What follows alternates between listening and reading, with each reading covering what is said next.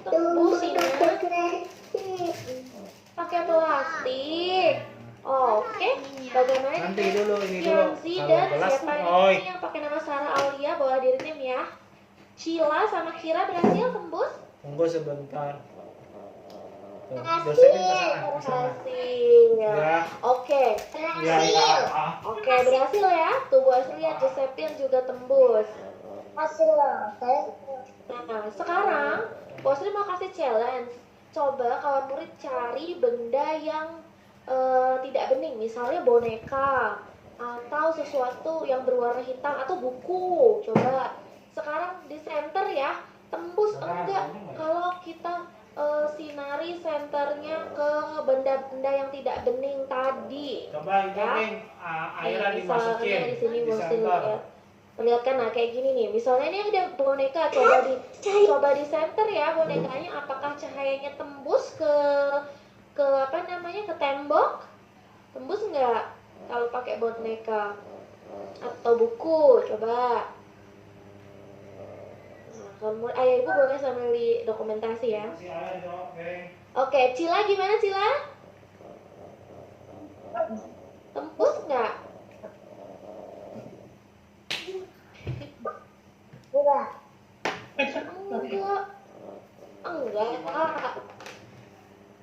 Kalau pakai gelas tembus nggak, gelas bening? Pakai garis. Botol siapa ini? Tembus. Oke, tembus. Terima kasih Cila yang sinar. Bisa tembus ya? Oke, kalau pakai buku gimana? Buku tembus nggak? Usahain edit. Cek. Kira. Tembus. Ada air. Enggak. Pakai buku. Enggak.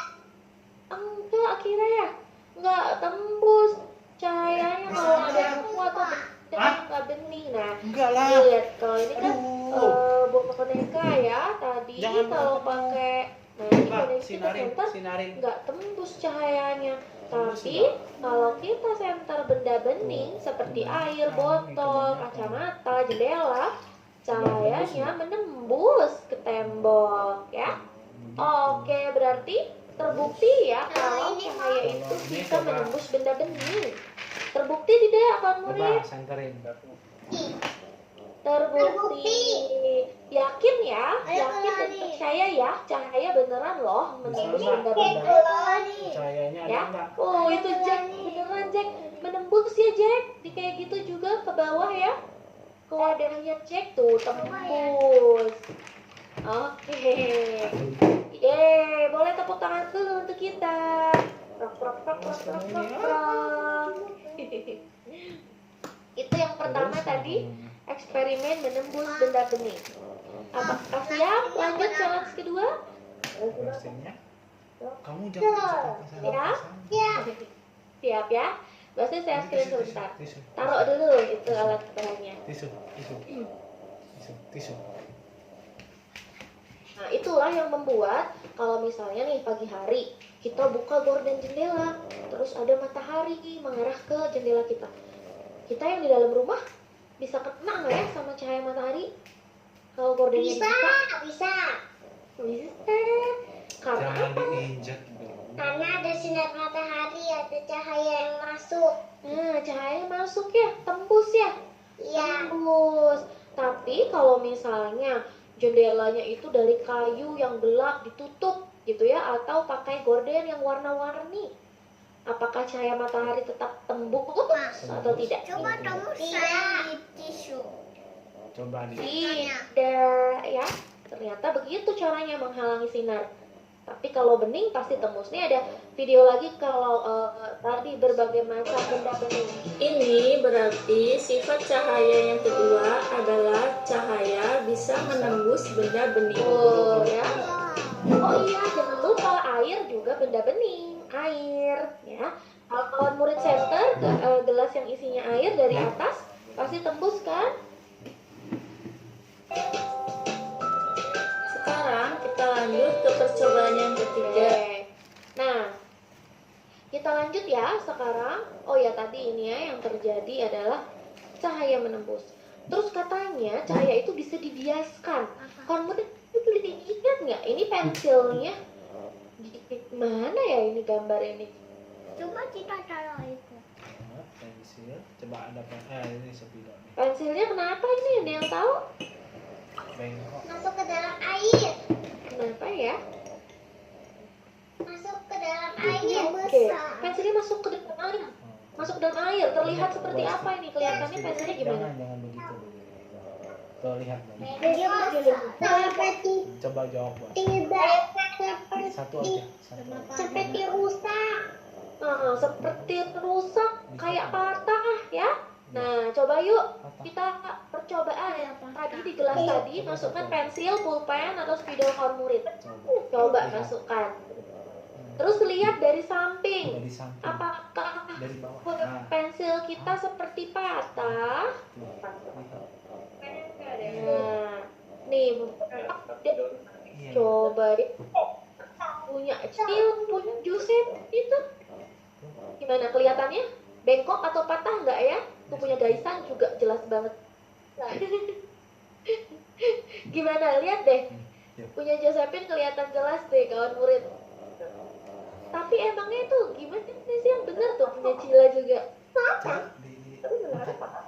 Itu patah atau kenapa ya? Beneran patah apa enggak sih? Coba diangkat beneran patah. Angkat, cek. Rusak nggak pensil kita? rusak nggak? Tidak Iya. rusak. Rusak nggak? Enggak. Tapi kenapa? Iya. Patah ya? Enggak ya, enggak rusak. Tadi Gaisan Satu aja. bukan apa sih kan? Ada raksasa. Jadi raksasa. Iya, bawahnya jadi lebih besar. Raksasa ya. Tuh punya Saira dari sini dari bawah sih ngelihatnya itu jadi patah banget. Punya Josephine juga bengkok. Ya. Oke. Nah, ternyata kawan murid itu tuh cuma ilusi aja. Bener. Ada yang pakai 2 pensil, tuh bahkan Gaisan ada 3, semuanya bengkok, ya. Ternyata tapi tadi waktu kita cek pensil kita baik-baik aja. Nah, itu hanya ilusi ya atau tipuan mata. Karena apa? Ternyata kayaknya itu namanya dibelokkan atau dibiaskan kawan murid. Jadi ini adalah pembiasan cahaya. Ada cahaya yang dibelokkan gitu. Jadi kelihatan kayak patah atau kayak lebih besar. Oh, kalau begini. Iya. Nah, tapi coba deh, itu kan tadi kalau menurut isi airnya setengah. Tapi kalau menurut isinya penuh, nanti nggak bengkok lagi. Jadi cahaya itu bisa dibelokkan atau dibengkokkan. Dibengkokkan sih, dibelokkan atau dibiaskan itu kalau ada dua zat yang berbeda. Misalnya tadi ini udara, yang ini air ya kan? Ini kan kalau kosong kan ini udara. Ingat kita udah pernah belajar ya wujud benda, ada udara, ada air, ada padat.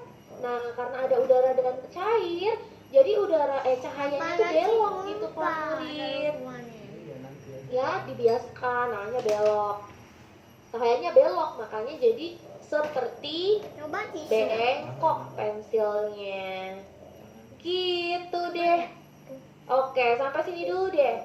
Mengerti kawan murid tentang pembiasan cahaya? Ngerti? Kenapa pensilnya bisa bengkok? Karena ada apa? Karena terjadi apa? Pembiasan cahaya. Soalnya dimasukin ke air. Biasan cahaya. Dimasukin ke air, pembiasan cahaya ya. Nah, jadi tadi cahaya, misalnya cahaya datang dari sini nih kan, cahayanya bisa dari sini nih.